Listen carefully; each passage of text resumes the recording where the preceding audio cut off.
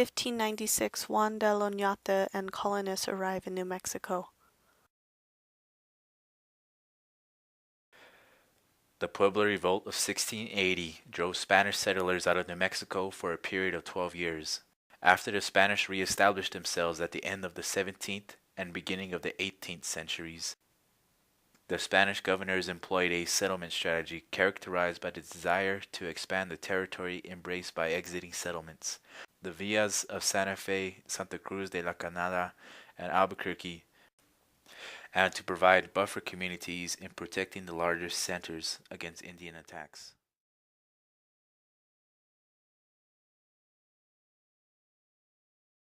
The Truchas grant was made in 1754 by Governor Tomas Valles Cachupin. 11 residents from Chimayo and Pueblo Quemado receive approval from Governor Valles Cachupin to make a settlement which we know as today as Las Truchas. The Truchas grant was a community grant from its inception.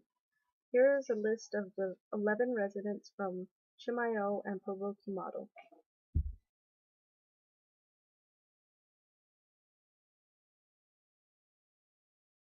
Joey Esquipula Montoya, and my middle name was my grandfather's name, father of my dad, and he was the owner of this mill.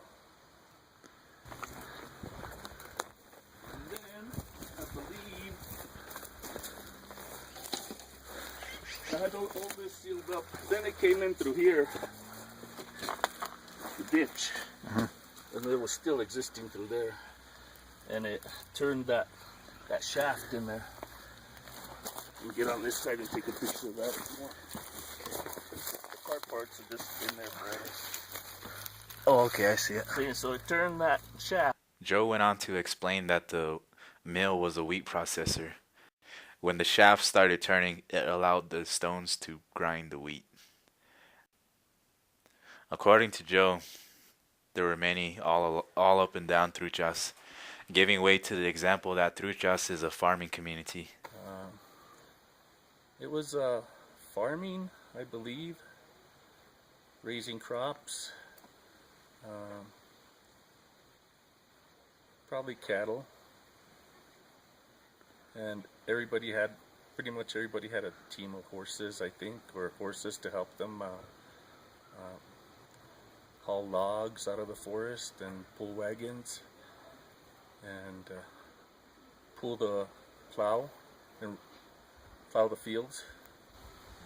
Well, he had a team of horses, and when he wasn't out working in other places, he would farm the land, raise alfalfa and crops, and haul wood,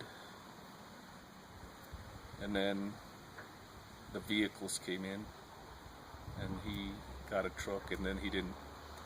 As progression started, the wagons and all that fell by the wayside, and they had trucks, and then there was no use for the wagons or the teams of horses anymore. There was mechanical things vehicles to do the work of what the wagon used to do.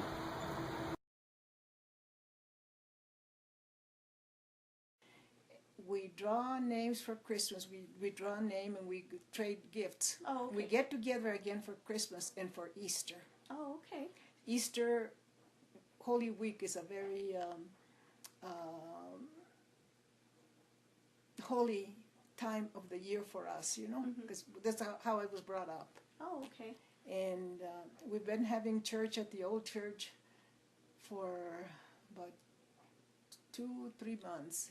And it's nice to go visit the old church because we have a new one on the road to Taos. Oh, okay. But it brings a lot of memories, for me especially, because that's where I attended as a youngster, and even after we, and those are our traditions. Leslie Sandoval Romero is a direct descendant from one of the many families that settled in Las Truchas. She is proud to share part of her family's history through the Grandma's Trading Post Truchas Living History Museum. She was inspired to start the museum by the love of her father, Philemon Sandoval Jr., and his deceased parents, Philemon M. Sandoval Sr. and Anita Fernandez Sandoval. Her hope is that the museum will be an inspiration to people with ties to the town and will share some of their stories with everyone so that they can all remember the families who have made the town what it is today. Here is a map of all the tourist attractions that pass through the small town of Truchas. On my way up to the small town, I was starting to notice that on the main road there was tons and tons of gallery signs. So as I was cruising by, I would stop and snap pictures of some of those signs.